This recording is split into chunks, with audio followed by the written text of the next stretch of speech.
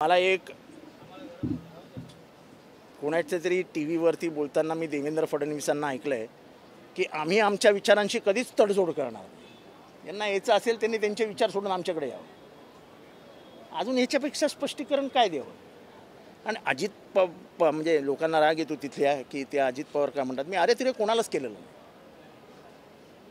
अजितदादा त्यांना आवडत असेल तर त्यांना अजितदादा म्हणायचे. काय आमच्याकडे असं काय आक्षेप वगैरे नसतो.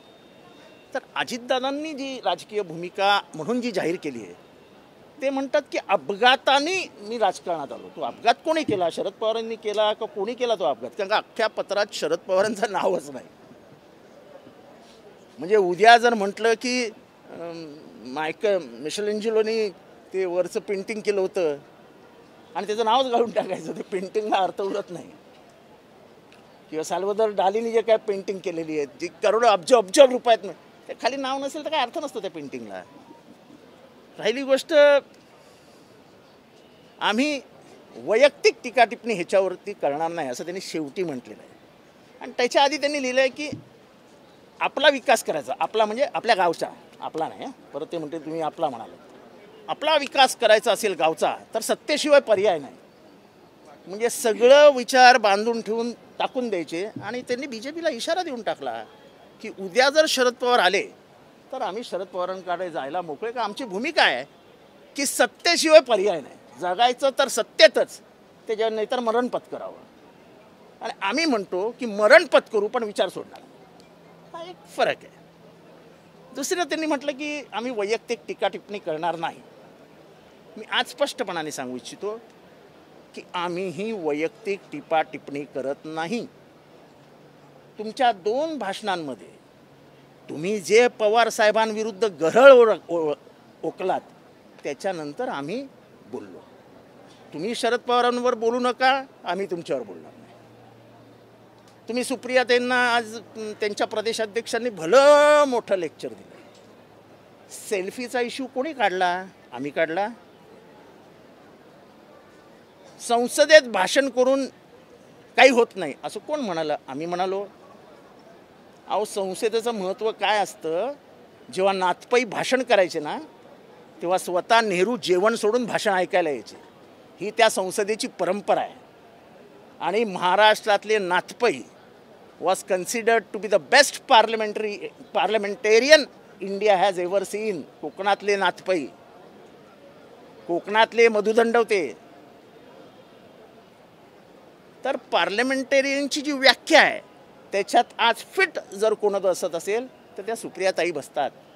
त्यांना इंटरनॅशनलपासून स्टेट टू डिस्ट्रिक्ट ह्या प्रत्येक विषयामध्ये त्या बोलतात. आणि बोलतात म्हणजे त्यांचं अटेंडन्स बघा पार्लमेंटमधलं, त्यांचं पार्टिसिपेशन इन डिबेट्स बघा, मॅक्झिमम आहे. So she is considered to be as a good parliamentarian. आता तुम्ही म्हणता की तुमचा अपमान झाला. मग जेव्हा तुम्ही दुसऱ्याची टिंगलटवाळी करते तेव्हा त्याला मानसन्मान नसतो का? प्रत्येकाला मानसन्मान आहे. आणि तुम्ही 10 वेळा केल्यानंतर तुम्हाला एकदा केलं तर तुम्हाला एवढं वाईट का वाटावं? आमचं स्पष्ट मत आहे. तुम्ही टपली मारू नका, आम्ही शांत बसू. तुम्ही जर टपल्या मारणार असाल तर आमच्याकडनं उत्तरं येणार. ते तुम्हाला काय आवडतात का नाही आवडतात ह्याच्याशी आम्हाला काही घेणं देणं नाही. पहिल्या भाषणात तुम्ही शरद पवार ह्यांच्याबद्दल असं वाक्य म्हटलं की त्याच्यातनं असं ध्वनित होतं की पवार कधी मरणार. ही वाक्य आम्ही नाही ऐकू शकत, महाराष्ट्र नाही ऐकू शकत. प्रदेशाध्यक्ष देखील शरद पवारांविषयी काय बोललेले ते म्हणतात की 1999 नंतर जो पक्ष वाढला, अजित पवार नसते तर हा पक्ष एवढा वाढलाच नव्हता. 99 साली अजितदादांची उंची किती होती हे तटकऱ्यांना नाही माहिती आहे. तेव्हा दिग्गज नेते होते. RR पाटील होते, जयंत पाटील होते, क्षीरसागर होते, चांगले दिग्गज नेते होते. आणि स्वतः अजितदादा मान्य करतात की त्यांना एक अपघात झाला आणि ते नेते झाले. आणि महाराष्ट्राला अशा नेतृत्वाची गरज होती. मला वाटतं की असं पत्र स्वतंत्र महाराष्ट्राच्या इतिहासात पहिल्यांदा निघालं की महाराष्ट्राला माझी गरज आहे. महाराष्ट्राला कोणाचीही गरज नसते. आपल्याला महाराष्ट्राची गरज पूर्ण करायची असते. त्याला नेतृत्व म्हणतात, जे शरद पवारांनी केलं. आणि दुर्दैवाने ती भूमिका घेत असताना त्याच्यात एकदाही शरद पवारांविषयी कृतज्ञताही व्यक्त केली नाही. ह्याला कृतज्ञ म्हणतात. आणि सरळ सरळ आपण लिहिता की सत्तेशिवाय काही पर्याय नाही, विकास करायचा असेल तर सत्ता असावीच लागते. मी आपल्याला उदाहरण देतो की माननीय देवेंद्रजी फडणवीस जे आपले जवळचे नेते आणि मित्र आहेत आणि नेते पण आहेत आता, हे अनेक वर्ष विरोधी पक्षात राहिले पण कधीही वैचारिक तडजोड केली नाही. तेव्हा आपली भूमिका स्पष्ट झालेली आहे की आपण कशासाठी काय करता ते. आम्हाला आपल्यावरती टीका करायची नाही. पण जेव्हा जेव्हा तुम्ही माननीय शरदरावजी पवारांबद्दल किंवा माननीय सुप्रियाताई सुळेंबद्दल बोलाल, तुम्हाला उत्तरं दिली जातील. तुम्हाला सुप्रियाताई एकदा बोलल्या तर तुम्हाला सगळ्यांना एवढं रागलाय. त्या कोणाचंही नाव नाही घेऊन बोलल्या, त्या आपल्या हसत खेळत बोलत होत्या. तुम्ही तर वैयक्तिक त्यांच्यावर बोललात की सेल्फी काय काढता, सेल्फीने राजकारण होतं का, भाषणाकडून राजकारण होतं का. तेव्हा एवढं वाईट वाटतं तुम्हाला तर मग दुसऱ्यांनाही बोलू नये ना.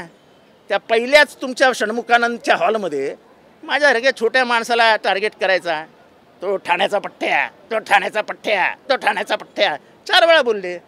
कशाला माझ्याबद्दल एवढं प्रेम राग कशाला हवा. तुमचं चालू द्या ना, तुमचं सुखाने चालू आहे ना. आम्ही येतो का तुमच्यामध्ये? नाही येत. तेव्हा तुम्ही आम्हाला बोलू नका, आम्ही तुम्हाला बोलणार नाही. साधा हिशोब आहे.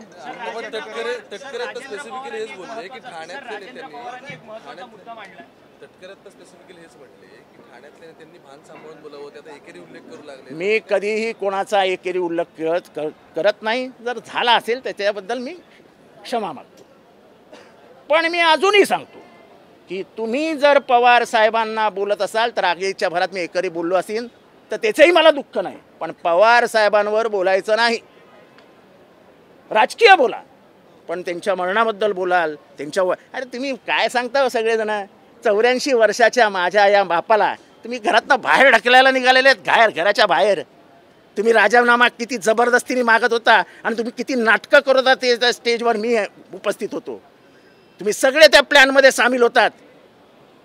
पण तिथे मात्र पवारांसमोर साहेब तुमच्यासमोर म्हणजे तुमच्या नंतर कोणच नाही, आम्ही कसे जगणार, इथपर्यंत तुम्ही सगळी नाटकं केली. आणि मनात मात्र हा म्हातारा कधी जातो हेच तुमच्या मनात होतं. कशाला खोटं बोलतात. आमच्याकडे सगळं रेकॉर्डिंग आहे. म्हणजे तुमची भूमिका ही निळू फुलेची पण असते, अशोक सराफची पण असते, श्रीराम लागूची पण असते आणि अगदी ललिता चव्हाणची पण असते. तुम्ही माझ्या अश्रूंबद्दल बोललात. अश्रू संवेदनशील माणसाला येतात. ज्यांना संवेदनाच नाही त्यांच्या डोळ्यातनं काय अश्रू येणार.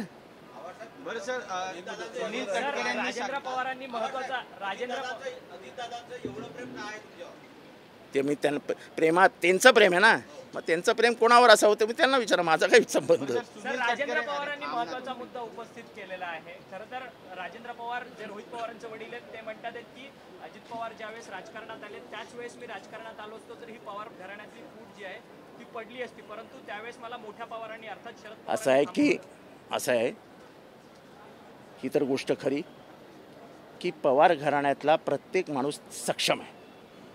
तो शिक्षणाने सक्षम आहे, तो ज्ञानाने सक्षम आहे, तो लीडरशिप करायला सक्षम आहे. पण प्रत्येक जणांनी आपली मर्यादा सांभाळली होती की साहेब दुखवता कामा नये. मी जेव्हा आत्ताच त्यांच्या नजदीकच्या नातेवाईकांशी बोललो, त्याचं नाव आहे नवीन कोण आले ते युगेंद्र पवार. युगेंद्र पवारनी मला सांगितलं, मी म्हटलं अरे तू कसं काय आजोबांबरोबर आलास. तो म्हणाला बघा आमच्या घराची ओळख कोणामुळे आहे, शरद पवार. बोलतो मी इंटरनॅशनली जातो तेव्हा मी कोणाचं नाव सांगतो, शरद पवार. बोलतो मला मॉरली आणि एथिकली म्हणजे मनाने आणि विचाराने हे ॲक्सेप्टच होत नाही. मी हे सहनच करू शकत नाही की शरद पवारांना सोडून देणं. ही जर त्या घरातल्या छोट्यातल्या छोट्या माणसाची भूमिका असेल तर राजेंद्र पवारांची भूमिका योग्य आहे ना, की मी लढणार होतो आणि साहेबांनी मला नको लढू म्हणून सांगितलं. म्हणजे त्यांच्या मनात साहेबांविषयीचा आदर किती आहे हा बघा ना. मग काय चुकीचं बोलले राजेंद्र पवार. आणि मी अजूनही सांगतो ज्या पद्धतीने शरद पवारांना अपमानित केलं, त्यांचा पक्ष काढून घेतलात, त्यांचे चिन्ह काढून घेतलं, त्यांचा बँकेचं लॉकर बंद करून टाकलं. आता अफवा आम्ही ऐकतोय की कार्यालयात घुसणार आहेत. काही करा बाबांनो, तुमच्या हातात सत्ता आहे. त्यामुळे तुम्ही काही करू शकता, पण हा शरद पवारांचा अपमान नाही का हे महाराष्ट्राने सांगावं आम्हाला. रोहित पवार असं म्हणतायत की बारामतीमध्ये जास्त पैशाचा वापर होऊ शकतो येत्या निवडणुकांमध्ये आणि माझ्या गुंडांचा वापर केलाय. अहो सगळ्या लेवलला चाललेत. तुला नोकरीवरनं काढून टाकीन, तुला कर्ज कसं मिळतं ते बघीन, आमदारांना तुमच्या साखर कारखाना अडचणीत आणू, सगळे प्रयोग चालू आहेत. माझ्या इथे तर MPDA लावा असा त्यांचा एक नेता सांगतो आणि नेता म्हणतो की ह्याच्यानंतर माझा नेता कमिशनरला फोन करणार आहे. आता MPDA तडीपारी ही जर इथनं फोनवर होत असेल तर मग राज्यव्यवस्थेला काय अर्थच नाही. कायदा आणि सुव्यवस्था जर 4 लोक बसून ठरवणार असतील की कोणाला तडीपार करायचा, कोणाला MPDA लावायचा, आणि ते पण मला माहीत नाही किती मोठे नेते आहेत ते, पण ते नेते जर फोन करून दम देत असतील की येतोस का नाही का MPDA लावू, त्या माणसाने मी येत पण नाही.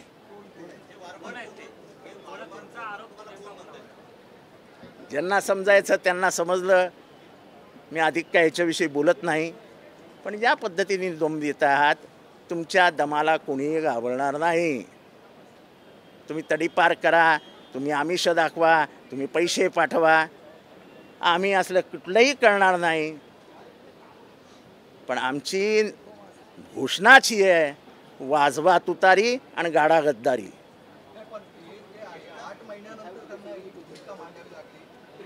हे सगळे वैचारिक गोंधळ आहे. मी लिहिलं आहे माझ्या पत्रामध्ये. हा सगळा वैचारिक गोंधळ आहे. एकीकडे म्हणायचं की मी शिव फुले शाहू आंबेडकर या लाईनीवर चाललो आहे, आणि सरकारमध्ये मात्र गोळवळकर आणि हेगडेवारांच्या विचारांबरोबर बसायचं. महाराष्ट्र काय एवढा वेडा आहे काय? एवढा वेडा आहे महाराष्ट्र? तुम्ही रायगड किल्ल्यावर जे तुतारीचं अनावरण केलं चिन्हाचं, त्याच्यावर पण सुनील तटकरेंनी टीका केली आहे की 40 वर्ष अशा पद्धतीने कुठलेही कार्यक्रम रायगडावर झाले नाही, हे संताप दिले. असं आहे की कुठले कार्यक्रम झाले नाही झाले, सुनील तटकरेंना संताप इतकाच आहे की ही एक गोष्ट पूर्ण महाराष्ट्रात गेली आणि महाराष्ट्राने ती पकडली. त्यामुळे सुनील तटकरे काय म्हणतात याला फार महत्त्व काही देत नाही आम्ही, आणि शरद पवार तर कधीच महत्त्व देत नाही कोणाला. भाजपचे नेते असं देखील म्हणतात शरद पवारांना रायगडवर जायला 40 वर्ष लागतील. असं आहे की वैचारिक आचरण, राज ठाकरेंच्या एका वाक्याला त्यांनी उत्तर दिलं आहे. ते म्हणाले, राज ठाकरेंनी एक प्रश्न विचारला की जसं गुजरातमध्ये गेलात की वल्लभभाई पटेल यांच्या नावावर लोक एकत्र येतात, बंगालमध्ये गेलात की तुम्ही सुभाषचंद्र बोस यांच्या नावाखाली एकत्र येतात, तर महाराष्ट्रात असं कुठलं व्यक्तिमत्व आहे ज्याच्यामुळे लोक एक येऊ शकतील? शरद पवारांनी न विचार करता सांगितलं शिवाजी महाराज. आचरणात विचारात शिवशाहू फुले आंबेडकर हवेत. तुम्ही आंबेडकरांच्या चौदार तळ्याला किती वेळा गेलात, किंवा जेव्हा आंबेडकर येतात तेव्हा कोण कोण ते काय आंबेडकर जयंती येते आपल्या ह्याच्यावरती शिवाजी पार्कावरती चैत्यभूमीवर, कोण कोण घरं सोडून जातात, हे सगळ्यांना सगळं माहिती हो. फक्त आम्ही कधी बोलत नाही या लेवलला जाऊन. ते आम्हाला शिव फुले शाहू आंबेडकर कोणीही शिकू नयेत. त्यांचे आचार विचार, त्यांचं महिलांविषयीचं धोरण, हे सगळं वास्तवात आणणारा महाराष्ट्रातला एकमेव नेता आहे, त्याचं नाव शरद पवार आहे. शिरूरमधून आढळराव पाटील अजित पवार गटातून लढण्याची माहिती समजते काल. अहो राजकारण आहे, कोणी कोणाकडनंही निवडणूक लढवावी, त्याच्याबद्दल मी कशाला बोलावं? तुम्ही जे बोलाल आमच्या विरोधात त्याला उत्तर देऊ. बाकी आढळराव लढतायत का कोण लढतं यांच्याशी आमचं काय घेणं देणं? आमचा उमेदवार ठरला आहे. मुख्यमंत्र्यांची भेट घेतली, काय नेमकी त्यांच्यासोबत चर्चा झाली? मी त्यांच्याकडे अपॉइंटमेंट मागितली. काय चर्चा काय? मुख्यमंत्र्यांनी सांगितलं मी की मी तुम्हाला 10 वेळा सांगितलं अपॉइंटमेंट द्या, तुम्ही देतच नाही. आता म्हणाले कळवतो, आता वाट बघू आपण. 10% मराठा आरक्षण लागू झाले, त्याची अंमलबजावणी सुरू होत आहे.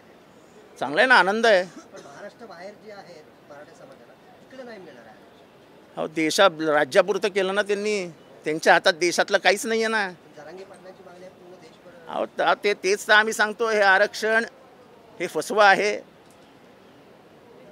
अशी आरक्षणं टिकत नसतात. ह्या आरक्षणाला मजबूती द्यायची असेल तर हे आरक्षण लोकसभेत मंजूर झालं पाहिजे, तरच ते होऊ शकतं, अन्यथा होत नाही. हे फक्त ओबीसींमध्ये अस्वस्थता पसरावी म्हणून जो काही संभ्रम निर्माण करण्याचा 8 महिने प्रयत्न झाला, त्याच्यातलं हे त्या कारस्थानातला हा एक भाग आहे. हे कारस्थानच होतं की एकीकडनं मराठ्यांना चढवायचं आणि दुसरीकडनं ओबीसींना घाबरवायचं. म्हणजे ते खाली येतील, मराठे वरती जातील, दोघं एकमेकांना भिडतील आणि मतदान आपल्याला होईल. मतदानाच्या पोटी महाराष्ट्राचा सत्यानाश करणारा 70 वर्षातलं हे पहिलं गव्हर्नमेंट आहे. नाही मला नाही माहित ते त्याच्याने काय होतं. मनोज जरांगे पर एफआईआर दर्ज हुई है। मेरे को नहीं, मुझे मालूम नहीं, मैं अभी आया हूँ अंदर. नहीं सर, सवाल ये है कि मनोज जरांगे पाटिल का एफआईआर होती है, एसआईटी की बात होती है, अब बाकी के नेता कह रहे हैं कि वो वापस लिए जाने की जरूरत है, वो समाज के लिए आंदोलन कर रहा है. क्या आपकी तरफ से भी मांग होगी कि देखो, अगर हमारे पार्टी ने अंदर मांग रखी है तो मैं पार्टी के साथ रहने वाला एक छोटा कार्यकर्ता हूँ. हमारी पार्टी की जो भूमिका है वो हमारी भूमिका है. जैसे पवार साहब ने पहले कहा था कि मराठाओं को आरक्षण दो लेकिन ओबीसी को मत, उसके आरक्षण को धक्का मत लगाओ, उस मुद्दे पे हम आज भी कायम हैं. हम हिले ही नहीं है उससे, तो सवाल ही नहीं आता. दूसरा सवाल ये कि सिटीजनशिप अमेंडमेंट एक्ट जो है, अभी गृह मंत्रालय कह रहा है कि इसके नियम हम लागू करने जाएंगे ठीक आचार संहिता के पहले. देखो, उनका इलेक्शन एजेंडा 2019 में तय हुआ था. अब उसकी अमलबजावनी आखिरी 6 महीने, 3, 4, 5, 6 महीने में, 2 महीने में, 1 महीने में करेंगे. क्योंकि वो 24 घंटा 365 दिन इलेक्शन मोड पे ही रहते हैं. तो करेंगे, सब करेंगे. गट नाही. राष्ट्रवादी काँग्रेस पक्ष, शरदचंद्र पवार हा गट नाही. त्याला इलेक्शन कमिशननी मान्यता दिली आहे आणि सर्वोच्च न्यायालयाने देखील मान्यता दिली आहे. तेव्हा गट नाही.